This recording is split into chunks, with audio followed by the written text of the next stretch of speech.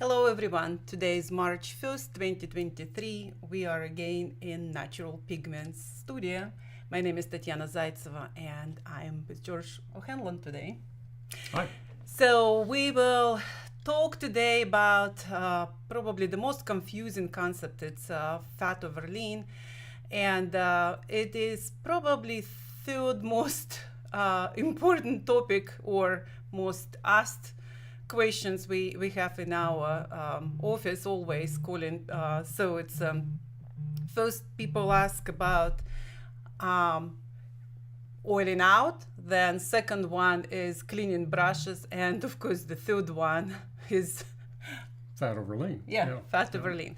Before we talk about this, I want to mention we sent the newsletter, and since it's 1st of March, in 1 week we will have International Women's Day. And ladies, we would like you to send us probably 1 minute or so introduction, who you are, and how you like our colors, why you like our colors, and maybe even show what you use the most in your palette. And then you will be featured on our next newsletter, which we every year we dedicate on March 8th to women's artists.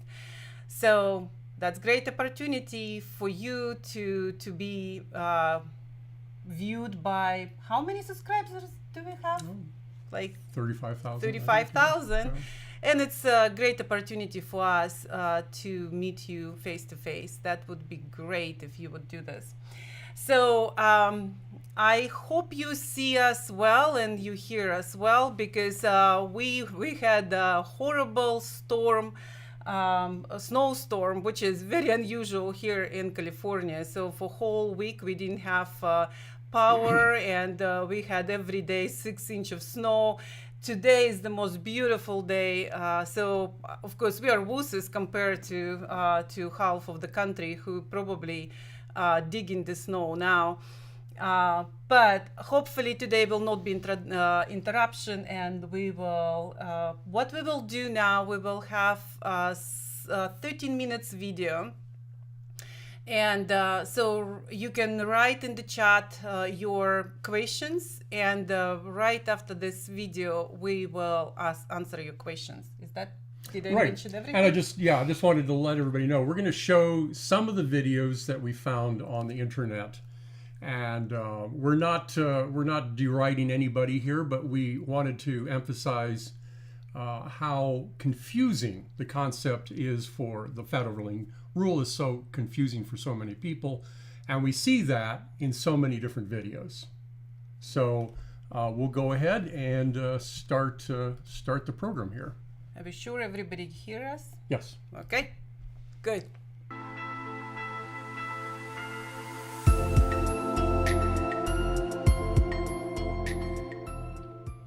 The fat over lean rule is a basic rule in oil painting, yet the rule appears to confuse many artists or is ignored entirely by others. Based on the many videos and articles on the internet, the confusion is multiplied. Let's take a look at some of the confusing videos purporting to explain the fat over lean rule. In the first video, a discussion between two artists focus on walnut oil applied to the fat over lean rule.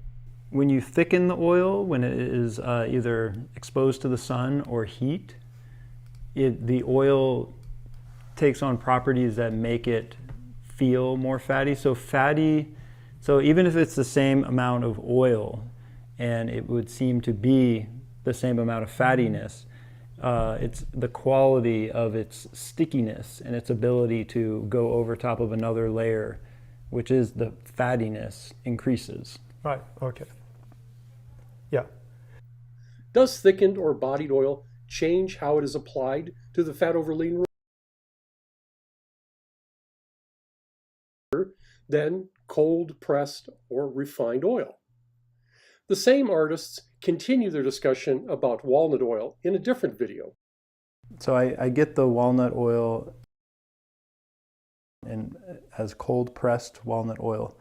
But what I found is like when layering the cold pressed, you can you get into a point where you see the problems with like fat over lean, and it starts to kind of bead up like water on a surface.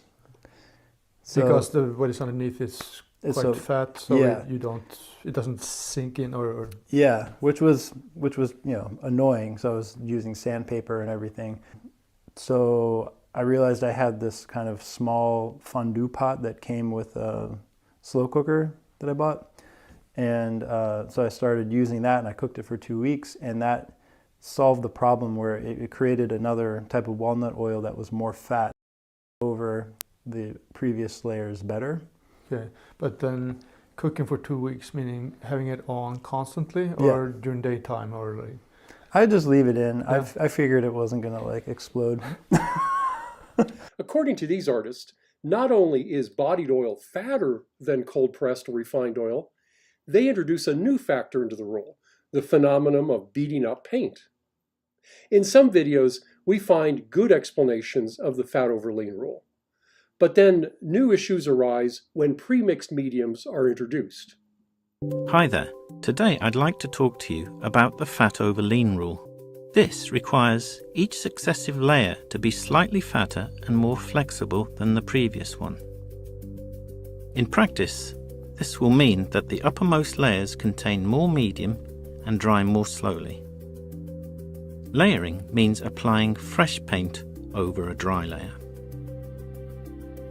If you paint fairly thinly, you can do this more accurately by preparing jars with increasing ratios of oil to Sansador. Stand oil is polymerized to increase its viscosity and binding strength.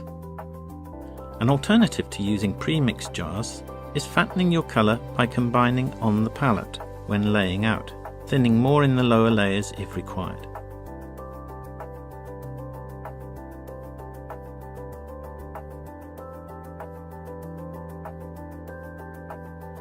If you don't want to reduce the consistency of your color, then an alternative method is to fatten your color on the palette when laying out. Slightly more stand oil is folded in with each successive layer.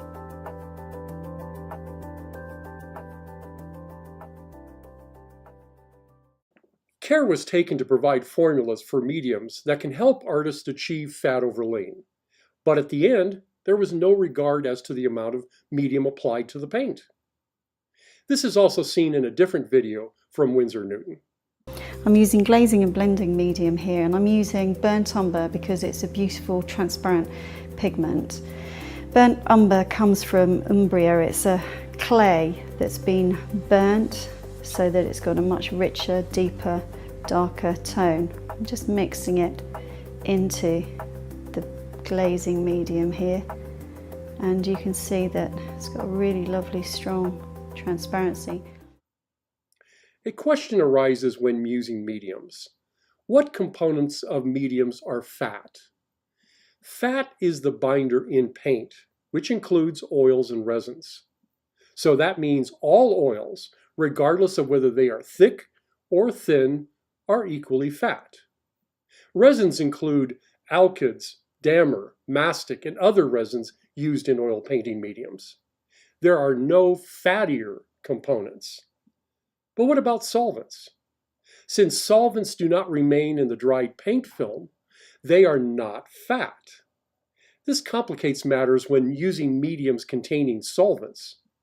To apply the fat over lean rule properly, we need to know how much oil and resin is in a medium. We can get an approximation by looking at the safety data sheet for the medium. Here is the safety data sheet of the glazing and blending medium. We see there is at least 45% solvent. The remaining amount is oil and resin. What about the popular medium liquid?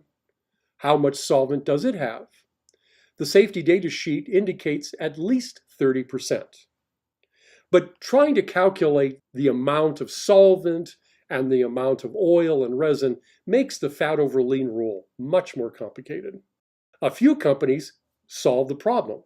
At least they claim to do so. Let's see how they present it. Anyone who paints in oils has heard this before. Paint fat over lean. Well, come on boys, let's demonstrate.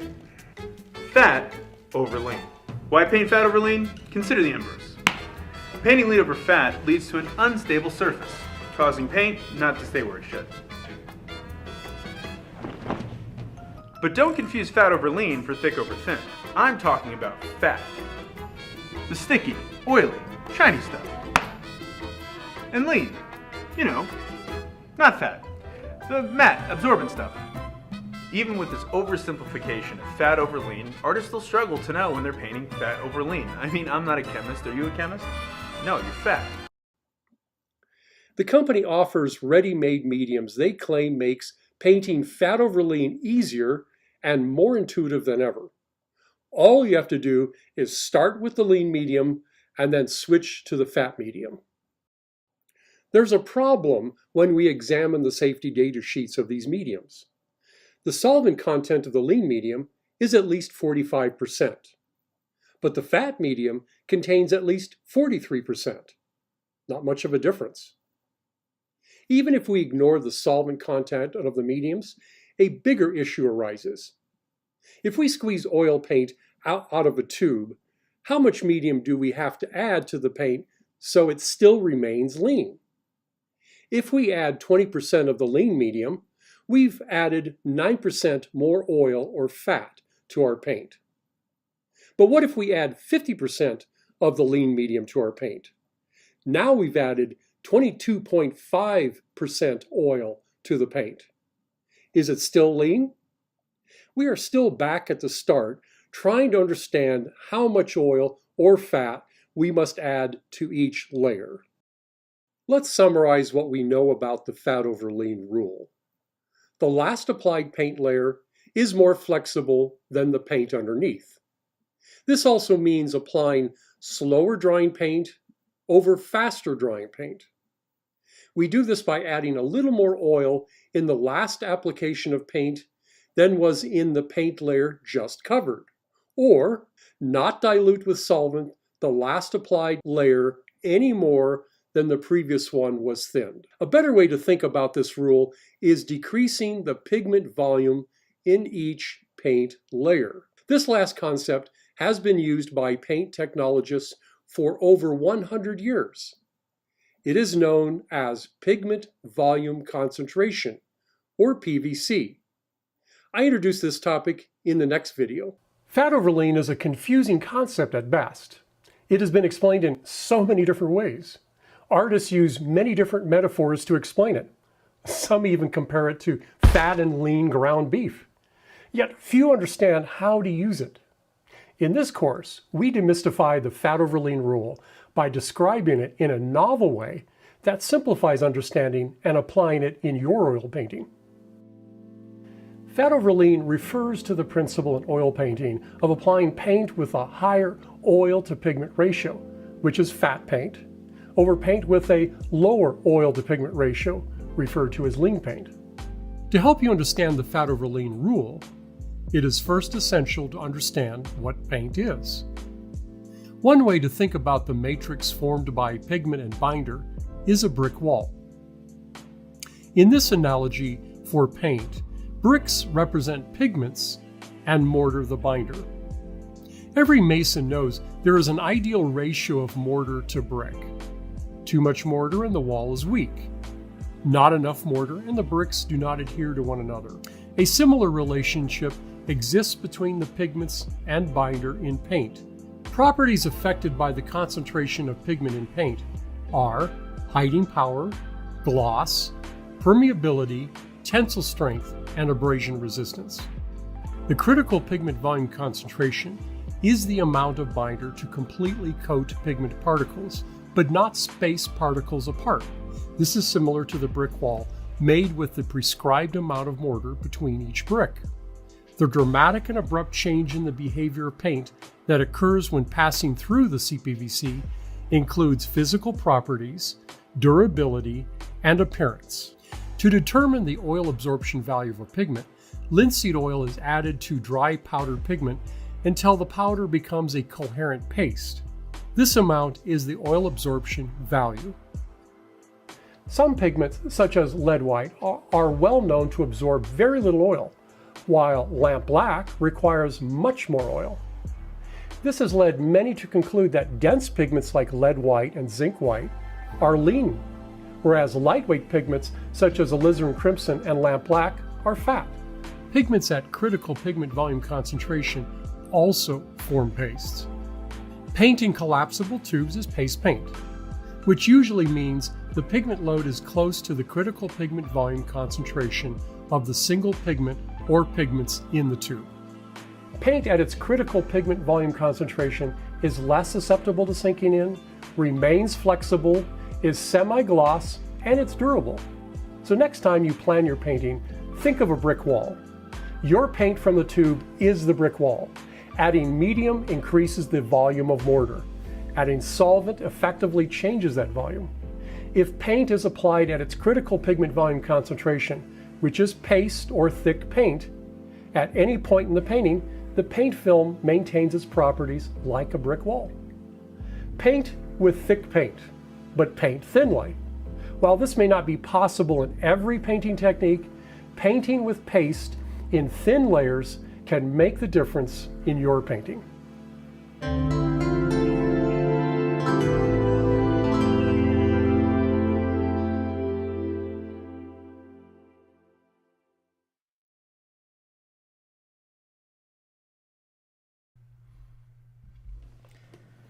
Okay, let's see who got it. That last video, by the way, the segment that that I did prior to my losing the razor. No, that was COVID beard. Yeah, this is COVID. That was an introduction, or that was actually excerpts from a full-on course in paintingbestpractices.com. The course is 15 minutes long, and it goes into more of the explanation about what is pigment volume concentration, which is actually the correct way to think about paint. Fat over lean cripples most people because they're continually confused about what is fat, what is lean. In fact, some of your questions already indicate that. So that's why we're attempting to do this. And again, we see so many different videos and explanations on the web that it just confuses people more rather than helping them out. So we can take some of your questions, and we'll take one here from Uncle. Can you talk about your paste calcs in relationship to fat over lean? I assume they are lean, so I can add drops of oil to fatten them up. So what he's referring to there is paste mediums. So when you think about a paste medium, it is essentially a paint. The only difference is a paste medium has no color. I mean, visually it has an off-white color, but when you add it to oil colors, it completely disappears. It is a transparent type of paint. And so it is paint. And the key thing in the video and in the course that we talk about is when you squeeze paint out of the tube, it is close to that critical pigment volume concentration, which is that brick wall with the right amount of mortar around each brick, or in the case of oil paint, it is pigments with just enough oil or other type of medium surrounding each pigment particle to give it these ideal properties. Now, when you get paint out of the tube, it is slightly less pigment volume concentration than at its critical pigment volume concentration, because otherwise it would probably be too stiff to put in a tube. So certainly a paste medium, adding that to your paint would not necessarily decrease the pigment volume concentration very much, and hence you might call it lean. But again, we try to avoid using that term or the term fat over lean only because it leads more confusion than the alternative, which is what technologists have been using for the past 100 years, pigment volume concentration. So basically, as long as you paint in with the paste looking color or medium, you're good to go from the very bottom to the very top. Yeah. You can add a little bit of oil as you go, if you need, and to make the paint more spreadable. That doesn't really change the pigment. It does change the pigment volume concentration a little bit, but not disastrously so. And the next question we have from Al Matos is, I use a walnut alkyd medium as my first layer. My question is, can I apply your Venetian medium and oil paint as my next layer over the first layer? Well, you can. The good thing is that the alkyd medium tends to dry fast. And if we go back to the fat over lean principle, faster drying underneath, slower drying. So, and the Venetian medium is a little bit slower drying in that regards. It's slow drying to compare to most alkyds, yeah. But it's faster drying than any oil medium, just like oleogel or something. Yeah. So because it does have a solvent, so you just need to remember. But they absolutely can work, and that would be the correct way. So first alkyds and then Venetian medium. Right, but always keep in mind, you see, the issue is when you add lots of medium into a paint. Now you're changing you're changing the pigment volume concentration, and now you go into that territory where you have a lot more mortar around the bricks. Again, I draw back to that illustration that I use because I think it's a great way to visualize your paint film. Although, of course, Venetian medium does have a glass, so there are particles there, so that helps. Not much though. But again, you need to remember this is so small amount, and so because we do hear people call us and they're saying, but after our explanation, they're saying, but glass is there. The glass is so minimum there. So just be careful. There's all mediums. Now, another question here is, Uncle said, I never have any cracks yet. I don't measure too much. I do add a few drops of oil as I go, even into my mediums like liquid. I'm wondering if that's wrong. As you can see, no, that's not really wrong. Yeah. Adding a few drops doesn't change the pigment volume concentration too much, and that's not a problem. And what we're really saying, and what I said right at the end of that short video, and you can get a much wider explanation if you go to Painting Best Practices. And by the way, in the comment below the video on YouTube and in the comments on Facebook, I put the link to that course in Painting Best Practices, and it gives a very thorough, more extended explanation to it. And of course, you can watch it over and over again. But the key thing is what I said there is paint with thick paint thinly. What that means is use paint out of the tube and apply it in thin layers.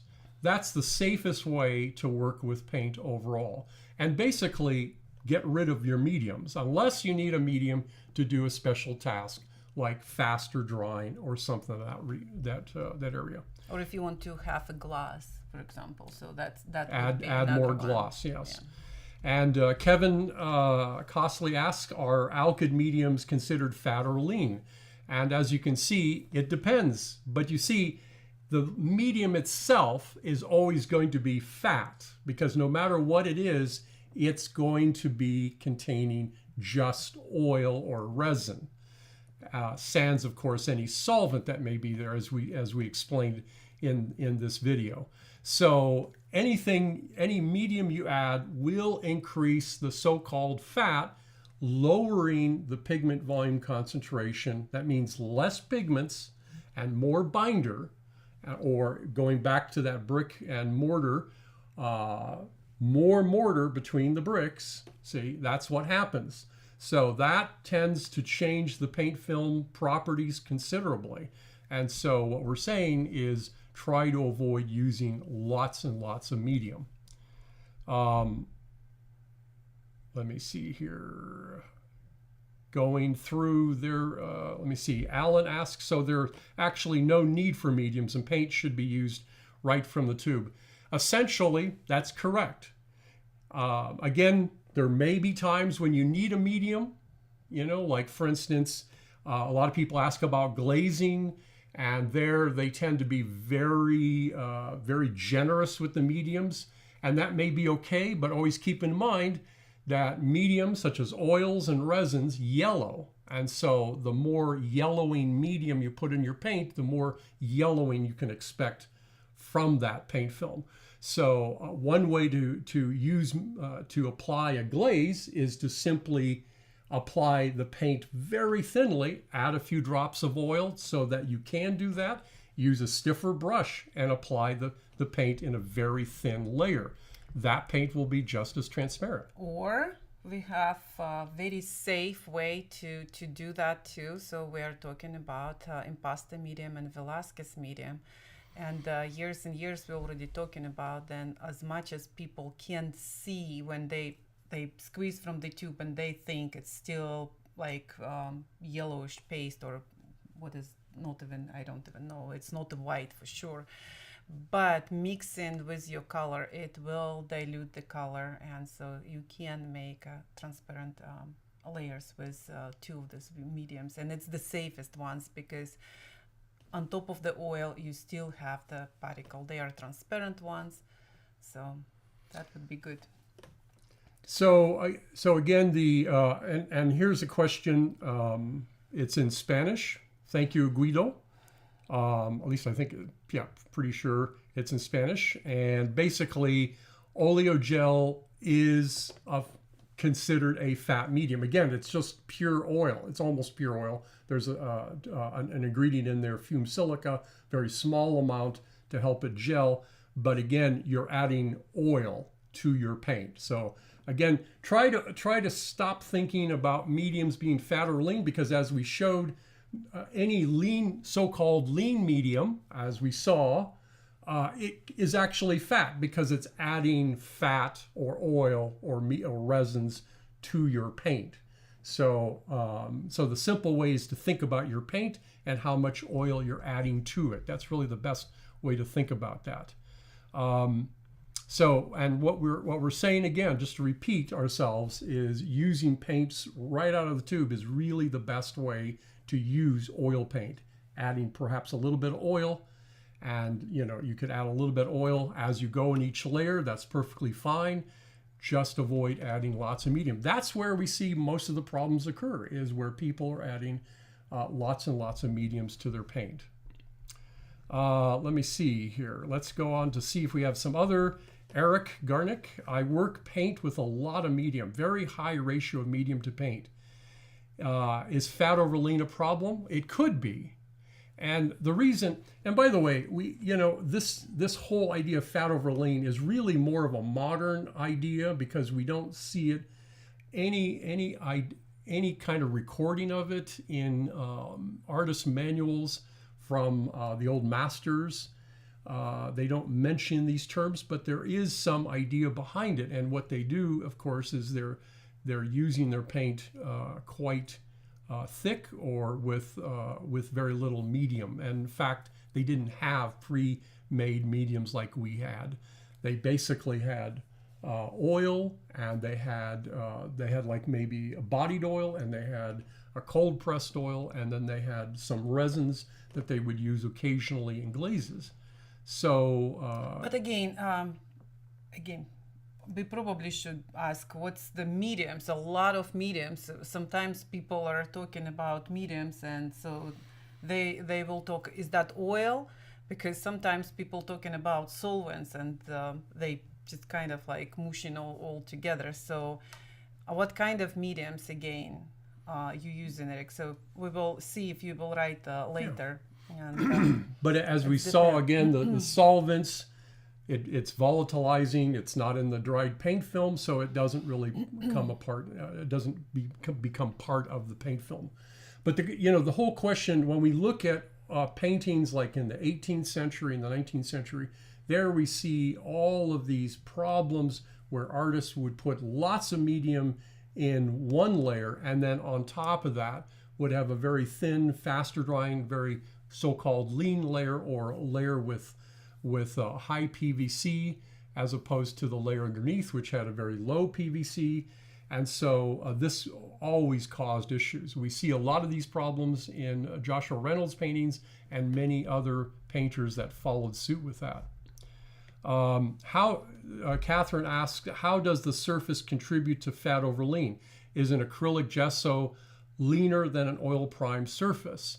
So that's a good question. Good question. And the issue is really that all grounds are formulated, or at least the commercial grounds, typically are formulated with a very high PVC. And the reason for that is, and we go into this in the course where we talk about, as you increase the PVC of paint, you also change the properties of the paint. So for a very gloss paint, you have very low PVC, which means you have lots of oil, little pigment. And then as you increase the amount of pigment and the ratio of pigment to the oil, then the paint goes to a semi-gloss and then matte. And we see that paints with very high PVC tend to be very matte and more absorbent. And that's, of course, where grounds are formulated. So grounds necessarily have higher PVC. And the idea, what you're doing with fat over lean, is you're increasing the amount of binder, in the case of oil or resins, and as you do that, you're lowering the PVC as you build up in layers. So yes, acrylics are also the grounds there tend to be high PVC. The difference with acrylics, and the reason why they don't talk about fat over lean with acrylic paints, is because the drying and the drying mechanism, or the film forming mechanism of acrylic, is totally different from oil. And so the need to pay attention to the fat over lean is somewhat reduced, although not entirely eliminated. Another question from Mike: to cover large areas in block and stages and need more flow to the paint, what would you recommend? So a lot of people simply, they take paint and they add a lot of solvent to it. So in effect, what they're doing is they're staining the canvas or the ground on the panel. More and more we talk about to artists, it's eliminate the solvents. And again, it's probably the most difficult part for people who are accustomed to paint for so many years with solvents. It's easy. But if you do want to eliminate the solvents, you do need to paint with oil. And in this case, you just need to wait longer. So therefore, to start several paintings at the time. And but again, if you do use solvent, and if you need to block, so then you do need to use a little bit of bodied oil. And that's essential, because if you, from the first layers, just doing your, solvent painting ratio, and so what happened later, you will have a experience sinking in. And this is due to the first layer. And just exactly we were talking about the first, the ground. It is porous, and then you're making another layer, porous layer with the solvent. So, and then like on layer 3 or 4, you realize then you suddenly have sinking in, and it's due to the ratio was incorrect. And so just remember, in first layer, if you do use the solvent, use probably like 10 to 20% of the bodied oil, which is stand oil. And the reason for that, by the way, is, and this is where a lot of people believe, and in a sense it does to some degree, when you use solvents, it kind of subtracts out some of the oil. And the reason for that is because if you imagine this, you have a porous ground, as an example, an absorbent ground, and now you add a solvent into your paint and you apply that. The solvent reduces the viscosity of the oil so that the oil more freely sinks into the layer below it. And that's where you get the idea of sinking in. And as a result, that means the paint layer that you've just put on there has a very high PVC, because some of that oil that was in the paste paint has been absorbed down below it. When you cover it, of course, the next layer, some of that oil then tends to penetrate into the underlying layer, and that's where you get this domino effect with sinking in and this dull and matte area. So, like we said, it's Tatiana's recommendation there is the best way to avoid some of that. And by the way, we have another course on the paintingbestpractices.com website that talks about matte, glossy, and everything in between. And it talks specifically about correcting sinking in and how to avoid it in the first place. Due to your questions, we probably will have so many courses, because every time we talk, we have these questions, and so we need better explanation, much longer than it's today here. So then we have courses on paintingbestpractices.com. We have a question. Can you use Oleo gel for glazing? Yes. And again, Oleo's gel. That was made. That's exactly why we. For that, right. for that reason. Yeah, and again, what we say is it's almost pure oil. So adding, it's just an alternative to adding just straight oil into your paint.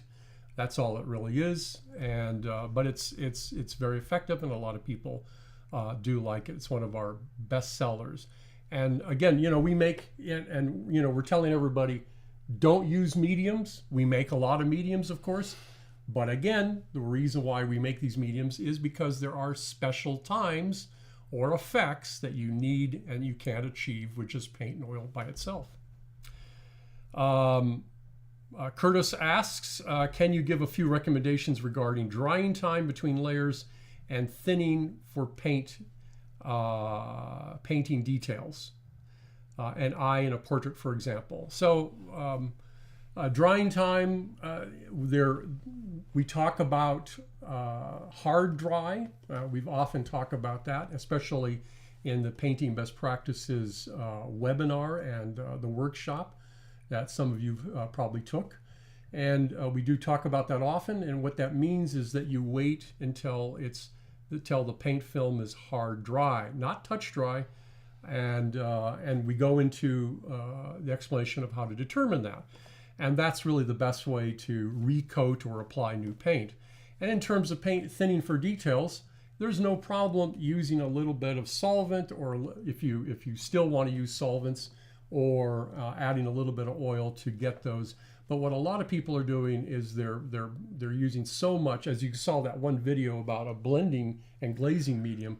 I was amazed how much. I mean, you didn't show whole video, which probably should, because it's you could go look at it. It's really amazing. Yeah, exactly. They show then over fat layer. She's applying that very thin layer with the solvent, and it's disaster. And it's just so much medium was added to that paint. It was quite remarkable, and again, all of that material, and in that particular medium they use dammer and oil.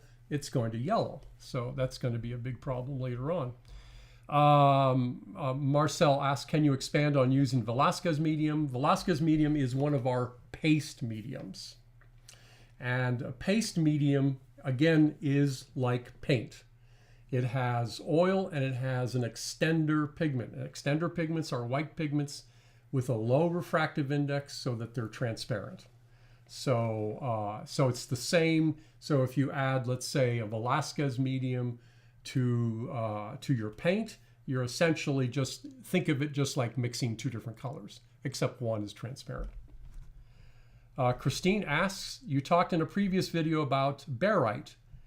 Adding barite to colors is a simple way for glazing. Is it a good way for fat over lean?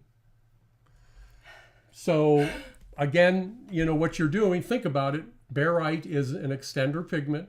So when you add the powder directly to your paint, what are you doing? You're increasing the pigment volume concentration.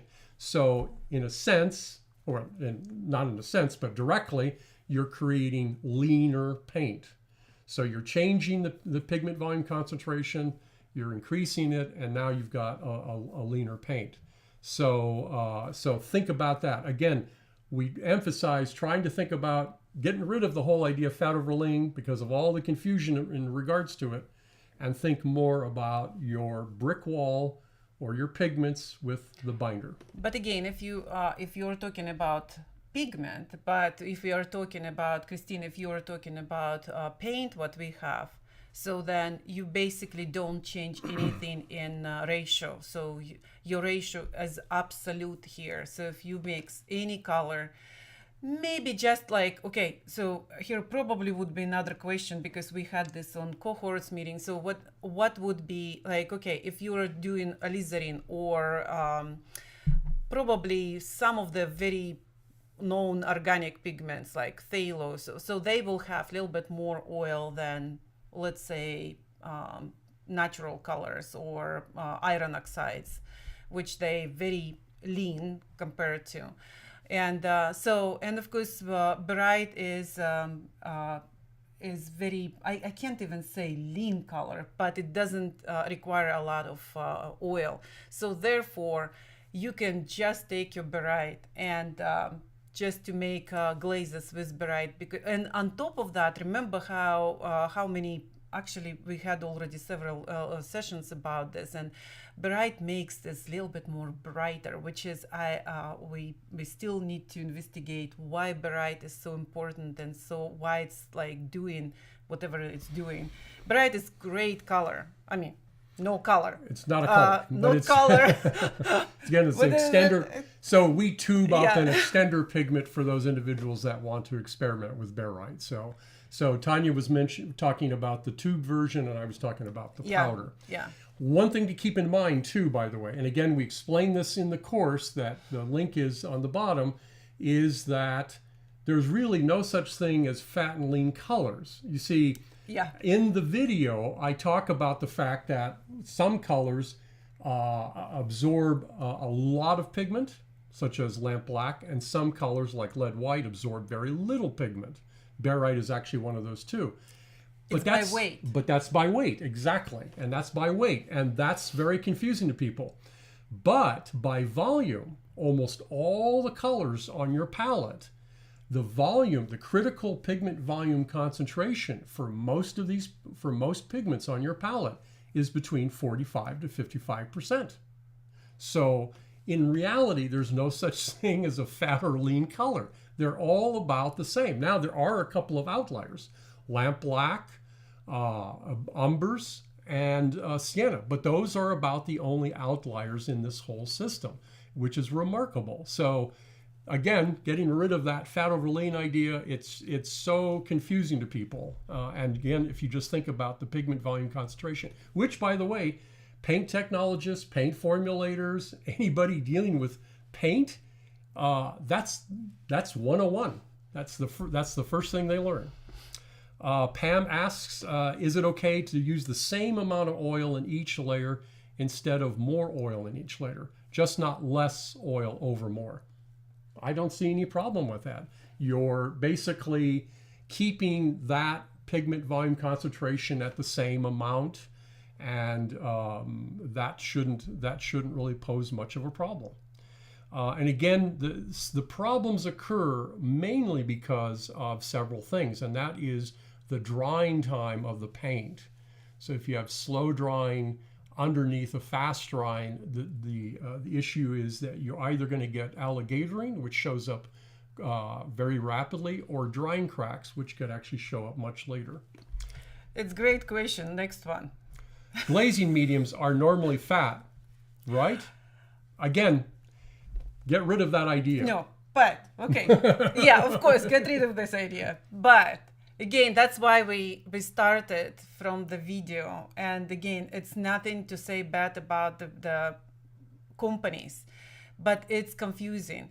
You always, whatever you buy, whatever medium, paint, or I don't know, whatever supply you buy, please read SDS sheets, because it's immediately will click on you what is what. Because if we will tell you, so glazing medium, for example, oleo gel is glazing medium, yes, it's fat, but then you will take fat and lean glazing mediums from another company, and you can see then there's basically no difference between two of them. And it's like, so where you start, so you start with lean, medium, where do you finish with, like, is that on first layer, is that on third layer, where you start second one? And so this is the confusion. And on top of that, I mean, we didn't even put the videos which is on internet, how men make, or like artists making for themselves. It's amazing. So one takes half of the jar of this, put half of the jar, but then divide it and put more of this and less of that. And it's, I don't so even know. complex. I don't It's even just- know how people paint when they have a time to paint. They just need to calculate where the. So that here's- means they have calculators on their Yeah. on their palette, and they're trying to Not even. It's worse. Or- It's or like balances it's just or like things like that. It's picking just- whatever. You know, it's it like- gets pretty insane, and Yeah. and you stop painting, and now you're just trying to figure out what you're doing. Again, what Tatiana mentioned, of course, very important. You have to look at how much solvent is in the glazing medium to know how much oil and resin you're adding to your paint. And again, what someone may think is lean, as we pointed out in the video, but with total disregard to how much they're actually adding into their paint, it doesn't make any sense. Pat asked a very good question. I'm sorry, Go ahead. but Mhm. Uncle 16. Yes. The question is, so normally very fat. Normally, yes. They're increasing they're decreasing, Yes. the pigment volume Yes. concentration. So Yeah. anything you add to your paint decreases the pigment volume concentration. Pat asked, would you talk about stand oil a little more? Hi, So great. Stand oil is a bodied oil, and by the way, we don't use the term bodied oil No, because with stand oil. We use body. I'm sorry. Yes, that's correct. We don't use the term stand oil because stand oil is an arcane term. It's an anachronistic term from the 19th century, how they used to make bodied oils.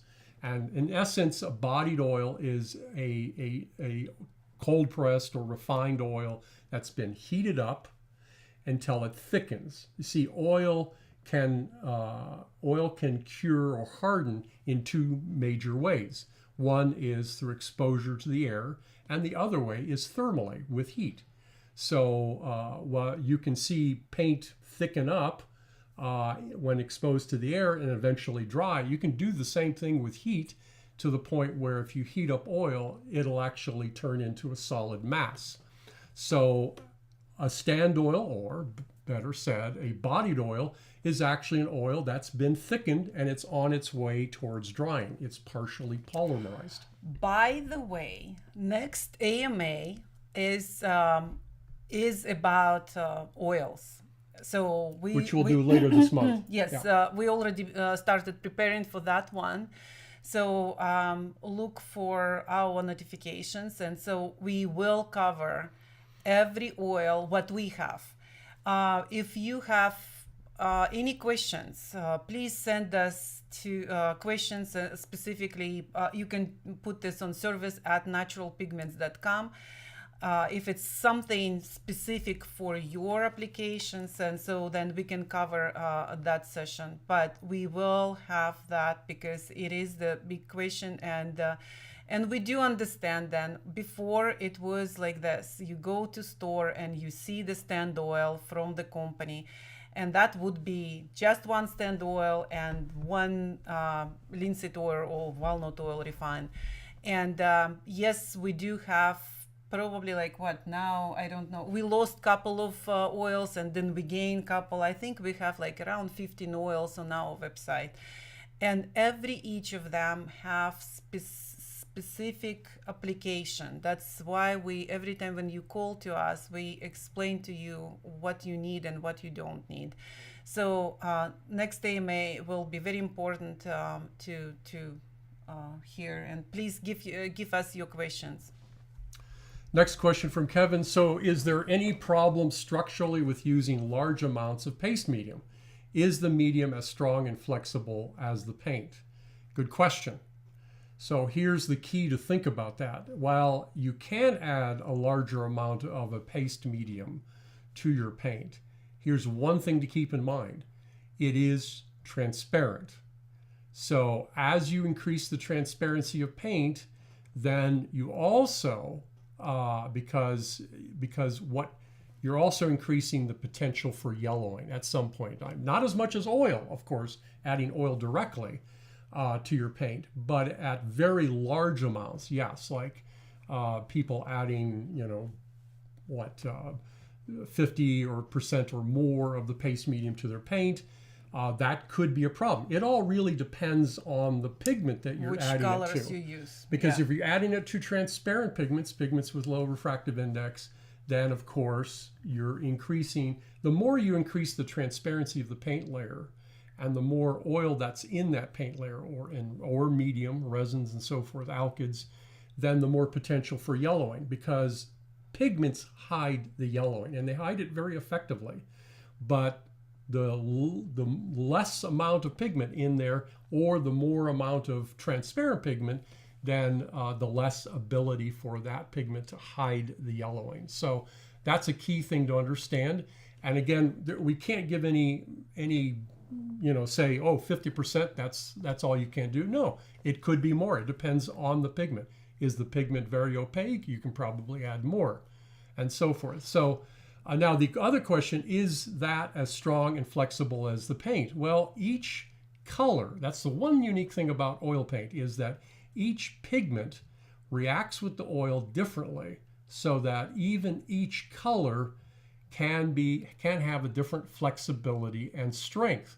Lead white gives oil paint its strongest and most flexible paint films, but zinc, on the other hand, make paint the most brittle and but strong. And then you have paints like ochre, which make a flexible but weak paint film, and other colors. So there's a whole spectrum to that.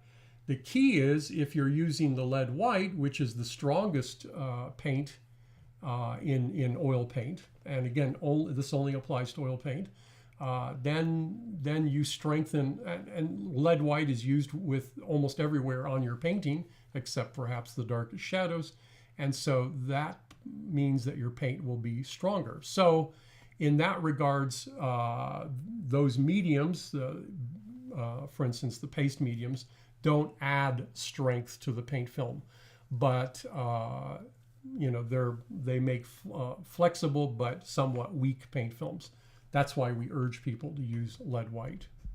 But overall, paste mediums are much safer than adding oil. Or some kind of medium overall. Mallory asks, I hope I pronounced your name correctly, I've heard many say that fat over lean doesn't matter when you paint alla prima. Is that true? And yes, that's true, because you don't have discrete paint layers. So you have one paint layer, so the fat over lean doesn't apply there. Pam, let me see here. Pam says, just a thought, from cooking and healthy eating, it doesn't matter what oil you use, butter, olive oil, coconut oil, safflower oil, they are still all fats. And yes, that's correct. That's the same thing with here. Bodied oil, walnut oil, safflower oil, doesn't matter what oil it is, it's still a fat. Yeah. Let me see. I assume if you finish in 1 day alla prima, yes. Just so we said, it doesn't matter. Eric asks, if layers are completely dry before application of the next layer, is the fat over lean really a concern? Again, there are some caveats to that. It may not be a concern if you're really using very thin layers. But the issue comes into, and why it's really dangerous to give overall recommendations, because then people take that and they think it applies to every circumstance, which it doesn't. So I would say not entirely. If you paint very thinly, maybe it doesn't. But if you're painting, with impastos and thicker layers of paint and so forth, yes, it could. So that's why you need to be a little bit cautious about that. Derek asking, when adding bodied oil to solvent on the first layer, does this apply even to imprimatur or staining the canvas, or only to the first layer after that? It's at any time you use a solvent, right? Yeah. Yeah, you would want to add Yeah. bodied oil. And again, if you look at that other course, matte, glossy, and everything in between, it explains why that is the case. Let me see. Uncle says, I wonder if all oil dry at different rates. Yeah, they do. And we will talk about this on that because it's such a broad, so we will Broad subject for that. Alan brings up a very good point here. Is varnishing between layers an option to prevent sinking in? It's Alan, it's we what- already talked about this so many times. It's what a lot of people do. In fact, it's been recommended. In fact, we've seen demonstrations where artists were spraying on a varnish between layers. And what I call that is puff pastry. And what I mean by that is, if you've ever seen puff pastry, all the layers of the pastry are coming apart. And that's because varnishes, which are made of resins, have a different solubility than oil paint does. Oil paint is very resistant to many solvents once it's completely dried or cured, whereas varnishes don't. So anytime you use a solvent on that paint layer, it will cause that varnish layer to swell, and it could even cause delamination of those paint layers. So that's definitely not recommended. So we did cover that, and again, it's unfortunately, but teachers are still teaching this way, and again, just sinking stop doing in, this. yeah, sinking in is a problem that so many artists have, but the solution is very simple. It's incredibly simple. And again, like I mentioned, if you keep your paint at its critical pigment volume concentration, you're going to have less sinking in. But the problem again, we always mentioning this. If you do have one at the time, and so like next time you're painting, and you do have this problem, so that means it's something wrong with your ground. With the if you paint on, especially if you do paint on canvas, so because canvases these days don't have enough ground, enough Very layers, thin, yeah. very thin. So if you experiences this, so then please do that. Like if you don't want to use lead ground, which would be the best for the oil paint, so but you can use just any other like titanium ground, and apply a couple of layers on top of that, and you will see then it will the sinking in should not be as bad. And plus, if on first layer you will add a little bit of bodied oil, so then that will prevent to sink in all other layers after that. Another question, so oiling out is not recommended. So the purpose of oiling out is to match a wet paint layer, or excuse me, the dry paint layer. So you oil it out so that it has the sheen, because it's dead matte. So you correct the sheen, you add the sheen, so now the value, the tonal value of that paint layer is correct, and then you're applying a new layer of paint, fresh layer of paint on it. That's the purpose of oiling out. Now, a lot of people think are oiling out, but just they oil out the entire painting between layers of paint for no other reason, and that doesn't make any sense. You're adding more oil, which is greater potential for yellowing, so that's not a good idea. So oiling out may be absolutely necessary to do what we just explained, but never oil out as a final layer in the painting, and you can probably guess why. You're just simply adding a film of yellow over the painting. And never yellow out, Oil out. oil out with varnish. Never do this. And if you do, just make exactly area where you don't see the value. So just put the oil out there, and of course, probably somewhere people ask what's the best one. So you can just oil out with oil, or we have a product called oleo gel, and you apply just the smallest amount on your finger or on sponge. We have sponges, and wipe out completely. So then the value will be back, but you will not have this extra or excess of the oil. And so the fume silicone oleo gel helps to grab the next layer of the paint. And again, if you've finished your painting and you've got all this blotchiness, and again, that's covered in that course, matte, glossy, and everything in between. So if you end up with a final paint layer and it's all blotchy, the best way to correct that is with the varnish. Mary Cornish Hicks, so happy belated birthday. So see you soon, Thank I you. guess, on Portrait Society. Mallory says, a few painters who use liquid ignore the fat over lean because liquid dries in flexible layers. I guess because they believe cracking won't happen due to the flexibility.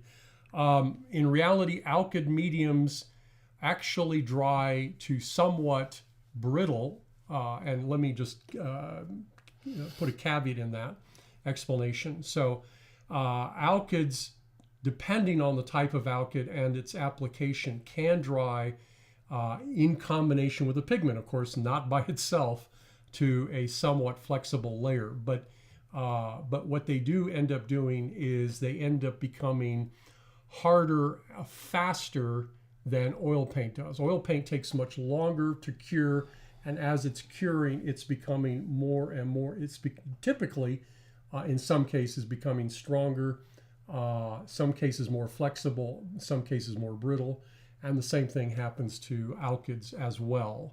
So we always have to keep that in mind. And again, the whole issue is not so much about the medium, it's about the pigments involved, because the pigments have the greatest impact on oil as well as alkyds. So basically, the idea is if you paint with alkyd, it would be better to stuck with alkyd all the way, yes? And so if you use alkyd, so then you use very sparingly, like with oil colors, yes? Alkyds are probably the only resin that would be safe to use in painting because it has a greater affinity with oil. Alkyd is a resin that's actually made from fatty acids of oils, and in addition to that, it dries in a very similar fashion as oils. So yeah, alkyds are good mediums, but as Tanya mentioned, if you're going to paint with alkyds, then stick with it throughout the painting. And the worst, of course, then when artists use the liquid in between the layers, and then they varnish with liquid. This is the worst idea. So we should not you should not use the same. And same Winsor materials. Newton doesn't recommend it anyway. So Colin asks, what happens if you paint on a metal aluminum? Do the generic rules apply? I'm not sure what rules you're referring to, but all the rules apply. It's just that because you're on a rigid support, the issues that are caused by the support are no longer present. So that's a little bit easier. That's a because, big thing. Yeah, because it's not seeping through the canvas, and so yeah, probably easier. It's always easier to paint. You end up having less issues because the flexibility, let's say, of canvas, and to a much lesser degree wood, causes issues in the painting itself. So the metal is not just for the longevity, by the way. So using a absolute rigid support is great. Uncle, one comment I would make thank God for restoration experts.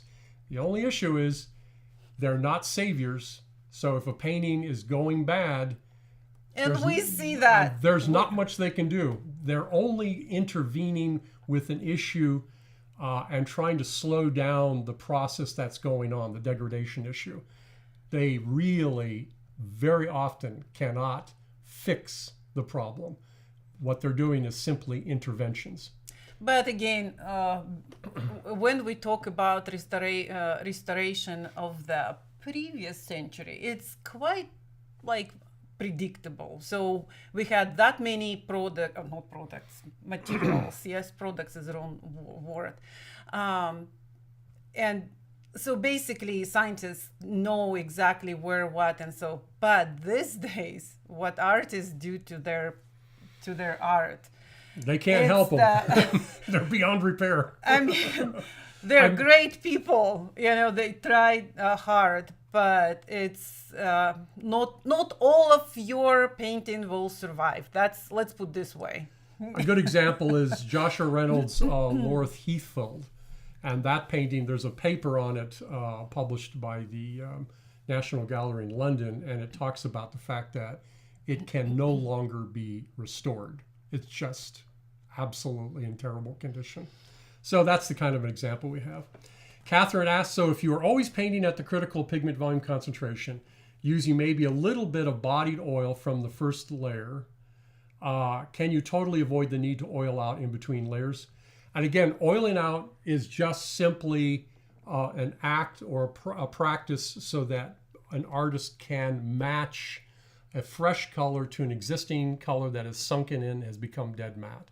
So you can probably avoid some of that because you will probably avoid some of the sinking in. Not entirely, because that is dependent on the ground, and it's also dependent on some of the colors. Some of the colors have a greater propensity for sinking in, umbers and some blacks as an example. I love this next question. Of course, like I said, we will talk about oils next our AMA. But so can you read that question? Oiling and I will out as answer. oleogel, and I guess rather than using sun-bleached linseed oil. And again, I would love to sell for you the sun-bleached linseed oil or walnut oil we do make here in our factory. And walnut oil we made, last batch we made 3.5 years, almost 4 years. And so that's how long it took Takes a for long us time to thicken. to Yeah. thicken. And but this is absolutely not necessary to spend that money, especially for oiling out. So oleogel is a very inexpensive way to do this. And why we don't recommend sun thickened walnut oil or linseed oil for this reason. We will sun-bleached. We will talk about this next time because it's rather we need to cover several topics before we say like no you can't or yes you absolutely can, but it's just money to the wind. Spike oil, does spike oils also cause sinking in or other issues if used instead of a solvent in the underpainting when mixed with paint? What is spike oil? It's a solvent, so it's the same thing applies there. So it's just a much slower drying solvent. And if you're interested more about that, what is spike oil? How is it used historically? And is it really non-toxic? There's an article on the blog section of Natural Pigments. Just look up spike oil there. Catherine asks also, when you say bodied oil, does that include stand oil and or sun-thickened linseed oil? Yes, all of them. So bodied oils, all bodied oils, whether it's been thickened by the sun or by heat or anything else, they're all in that same category. Regarding painting alla prima painting following fat over lean, does that need to be considered? No, We've answered answer. that, and no, it doesn't. Let me see. Going on here. Let me see. I'm not sure. Tella Passand, thank you very much for the shout out.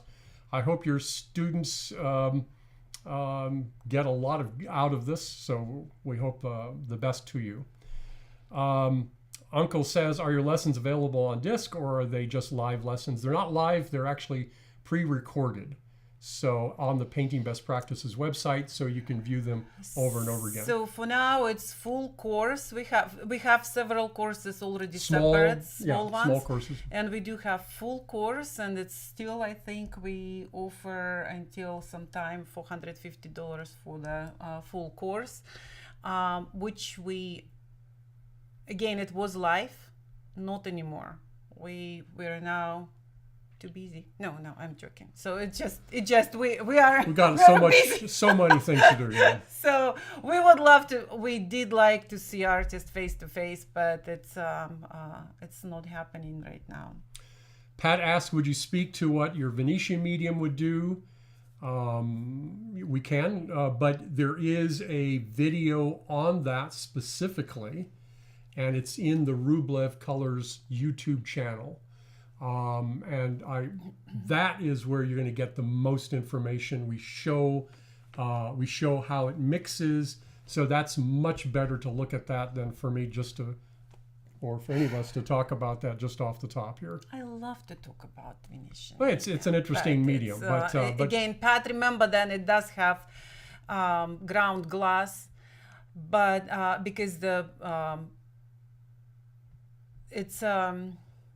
it does give special property to the paint, but again, as much as it's romantic, and so we are talking about then Venetians were using the glass in their painting, and so it's refractive index of the glass almost the same as the oil, but just because it's the particle, so it's kind of like it's making dimensional, three-dimensional look to the paint.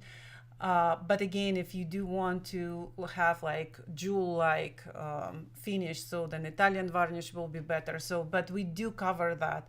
And if you have any question, just call us. If you saw the video and it's not like you didn't take all 100% information, you don't understand something or you don't feel like, call us. Holly asked, very good question. If you want runny paint, should you only really do that with oil? And the answer is, don't do runny paint. And I know that sounds to some people that sounds why can't I do runny paint? It's now pandemic, so everybody's now looking how it's liquid, and therefore.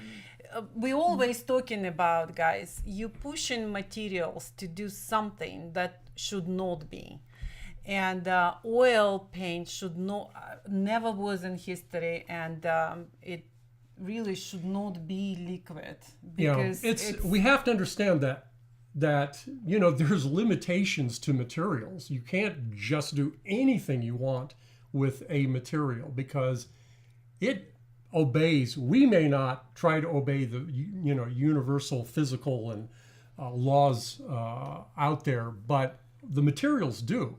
And if you're trying to make that material do something it was never intended or cannot do, you end up with a disaster. And that's the problem. It's part of the problem in our educational system about art materials, because no one comes along and says, this is what you can do with this material and this is the limitation. And the limitations are actually great, and because they push us into an area where it really challenges us. And when we are challenged, we always do better. And again, see, that's why on painting best practices, we always say, and then we give you rules, like we give you so many rules. But on the end of the course, we are every time saying then, you absolutely can't break the rules as long as you know what rules are. And so then you know what to expect. But what's happening right now, so people just, slumping the paint to the canvas and then expect that to survive. And so we do work with museums, and unfortunately, what happening to 20th century art, it's much worse condition than any other centuries. And so we are trying now single-handedly, with Virgil. Virgil helps, or we help Virgil. So it's I think it's three of us just going to tell you what. Please don't destroy your paintings. Okay, we've got a lot of comments. Thank you. We're getting wow, we're actually over our time. But there's a couple of questions I would like to answer here. Marina asks a very good question. What about combining Galkids with cold wax and pigments? that's a whole different topic. And when you go down the road of cold wax, you're asking for a whole world of hurt. And I'm not talking about adding a small amount of wax to your paint. That's probably okay. But what we're seeing today is really a big potential for disaster later on. So And reason why? Just the basic reason is that wax doesn't dry. It's a solid, and it also is very susceptible to solvents. So now you've got two very different systems incorporated into one another, and it's going to be a big problem. In the future, we're going to discuss that in much more detail in some future video. A lot of comments about Bob Ross. I can't speak much to his technique, and really don't care to do that too much at this point. And let me see. Thanks for the shout out about loving my beard. Thanks, Winter Knits. Appreciate that. I had to get my wife used to that, so that was a challenge. I know. Julia, that's a good point here. Julia Oliver says, what about using solvent to drip the paint? Again, we've basically answered that. But what you're doing is you're creating a paint that's going to be a little bit high PVC, because any of the oil in the paint is going to be absorbed into the bottom layer of the paint, and you could potentially underbind that paint. Certainly, it's going to be matte, and it's going to cause a lot of sinking in, and there's some issues with very, very matte paint. But again, people now, we see so many people just dripping and they leave as it is. They don't cover that, and so then it will be just covered with varnish, and so that's perfectly fine. So if that's what you want to do, but if you think, then you will put layers and layers and layers, so then expect sinking in, of course, because it's obviously takes so much solvent to have that drip. And lastly, this video, it's a live streaming video, but it'll be on the YouTube channel. So that's where we're at. So you can always see this at a later time. So no problem there. Ree has one question. Thank you. Hi, Ree, thank you. Thank you. Thank Can you you for explain that the curing paints no longer emit VOCs? VOCs are volatile organic compounds. Oil paint typically doesn't emit volatile organic compounds. Mostly just solvents do that. And so if you use just pure oil, you're really not, there may be a very small amount with some oils, some of the volatile organic compounds, such as possibly safflower oil or walnut oil. And there's some data about that in a study by the Smithsonian, but not so much about VOCs, but about volatilization or the shrinkage of these kinds of oils. But linseed oil does not, and so only with solvents. So solvents become a problem with VOCs, really nothing else. Yeah, 3698, yes. Cold wax these days is big, and I guess we should have another AMA about that. So maybe after oils, we will talk about waxes. So we're still getting some questions. We'll take one winter knits because of your appreciation of my beard. What about using fast drying medium like Italian varnish on top of a paste paint straight out of the tube? But is this a previous initial layer takes longer to dry as it has no varnish? Again, check your paint, make sure it's hard dry before you apply a new paint layer. So we'll go into all of that in another episode of the Artist Materials Advisor, because it's going to really take too long to go into that at this point in time. But yeah, as long as that underlying paint layer is dry, you can apply a new paint layer, and just just make sure it is very hard dry. Oh, you see, now we have voting who is for, who is against your beard. So because it took for me 10 years to shave him, now he suddenly has this beard, and I agree with you guys. Okay, let him keep a little bit. All right, so I think we're all done here, and we want to appreciate everybody hanging on with us to the bitter end here, and we will hope to see you at the next AMA later on this month. Please, ladies, please, we don't exclude guys. Guys, you can send us your videos too, so because we can use any videos on our color notes, that would be great. And so then the best ones, of course, we will give gift certificates. And so, but ladies, you have only short time.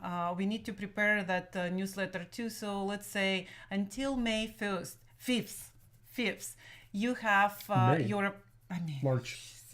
March 5th. You have We've your extended International Women's Day Yes, we for do. the next couple of months. Yes, we do. Just for women. And so send your videos, short videos, who you are, what you're doing, how do you like Your our artwork, too. colors. And yes, absolutely.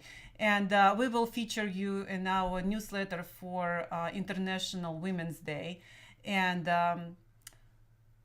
if we love that and we have a lot of your videos, we will just do the special color notes. Thank you very much. That was fun. We'll love to spend time with you, and see you next time on our AMA. We will announce where it will be, and it will be about oils. Yeah. Bye now. Bye now.